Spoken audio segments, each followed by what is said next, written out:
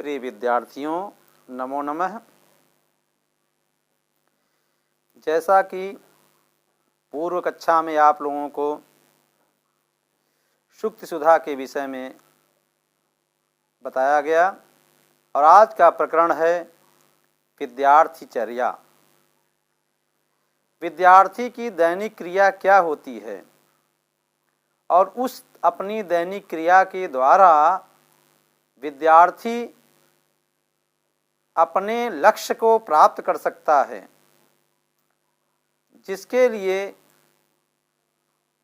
मनुस्मृतिकार ने कुछ नियम बताए हैं,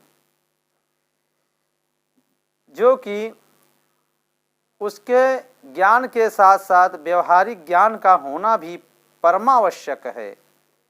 उसी व्यवहारिक ज्ञान के लिए प्रस्तुत प्रकरण में आपको भली भांति अवबोध कराया जाएगा। तो प्रिय विद्यार्थियों,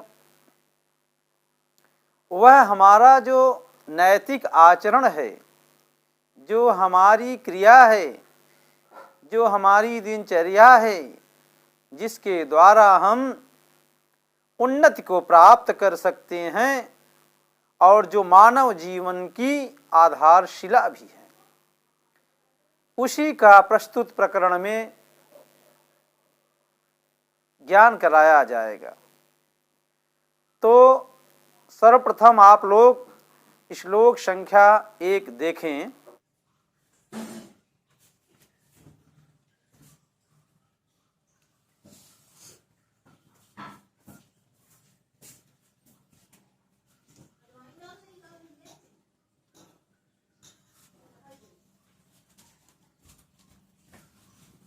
जैसे हमेशा बनाती वैसे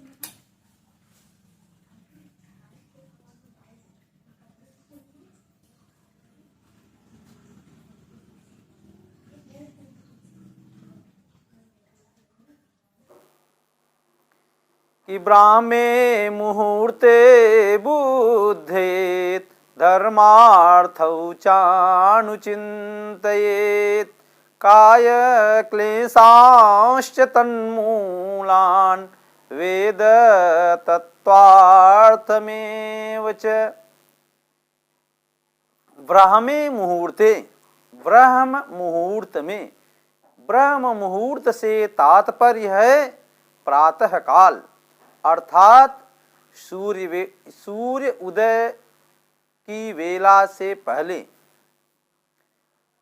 बुद्धयेत करें, ब्राह्मे मुहूर्ते बुद्धयेत धर्मार्थौ चानुचिन्तयेत। यहाँ धर्मार्थौ जो है, धर्मः च अर्थः च इति धर्मार्थौ द्वंद्व समास है। तो ब्राह्मे मुहूर्ते, ब्रह्म वेला में अर्थात सूर्य उदय से पूर्व। बुद्धयेत, बुद्ध का अर्थ है ज्ञान, अर्थात अवबोध, अर्थात जग जाना चाहिए। तो सूर्य उदय वेला से पहले जग जाना चाहिए। धर्मार्थौ, धर्म और अर्थ के, च अनुचिंतित, उसके बाद चिंतन करना चाहिए।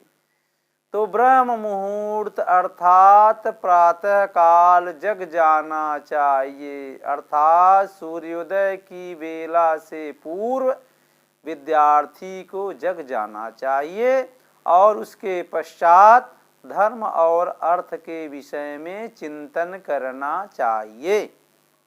काय क्लेशांश्च, काय का अर्थ है शरीर, क्लेश का अर्थ है कष्ट, शारीरिक कष्टों को, च और तन्मूलान, शारीरिक कष्टों को और उनके मूल को, उनके कारणों को। फिर क्या कर रहे हैं? वेद तत्वार्थमेव च, और वेद और उनके तत्व के अर्थ के विषय में जानना चाहिए। तो क्या कर रहे हैं? जानना क्या चाहिए? वेद माने जानना, तत्वार्थ वेद और उसके तत्व के अर्थ के विषय में माने तत्वार्थ के विषय में चिंतन करना चाहिए। तो प्रिय विद्यार्थियों पुनः देखें, अब स्पष्ट रूप से इसका अर्थ कि ब्रह्म मुहूर्त अर्थात प्रातः काल की वेला से पूर्व जग जाना चाहिए और धर्मार्थौ चानुचिंतये, धर्म और अर्थ के विषय में चिंतन करना चाहिए और काय क्लेशांश्च तन्मूलान, शारीरिक कष्टों के कारणों को और वेद तथा तत्वार्थ के विषय में भी चिंतन करते रहना चाहिए। श्लोक संख्या 2 देखें। न स्नानम् आचरेद भुक्त्वा नातुरो न महानिशि न वाशोभिः महाजस्रं नाविज्ञाते जलाशये। तो प्रिय विद्यार्थियों, न स्नानम आचरेत, आचरेत विधिलिंग लकार का अर्थ है आचरण करना चाहिए।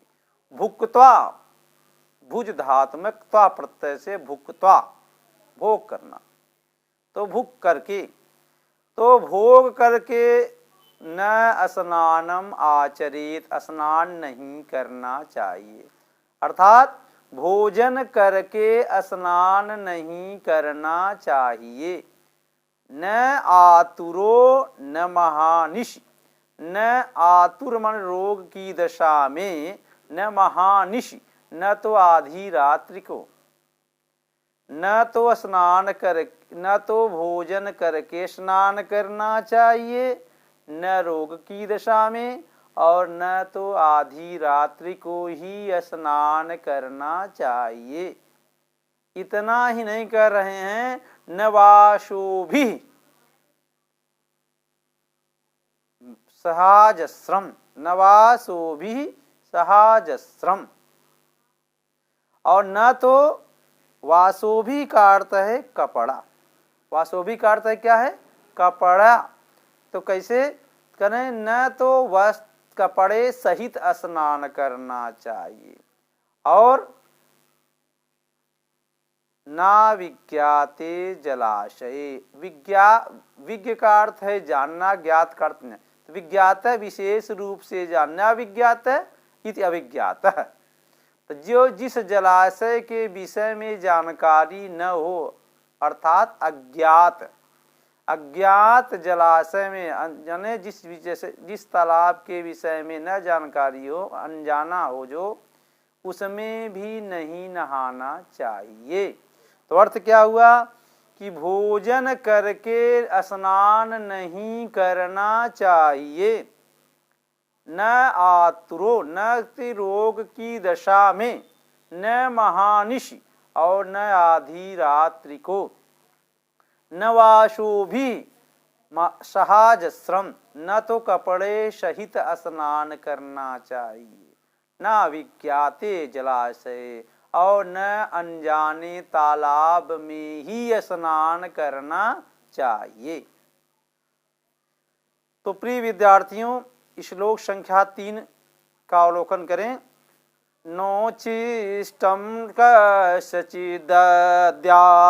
नाद्याच्चैव तथान्तरा न चैवात्यशनं कुर्यान्न चोच्छिष्टं क्वचिद्व्रजेत् न स्नानम।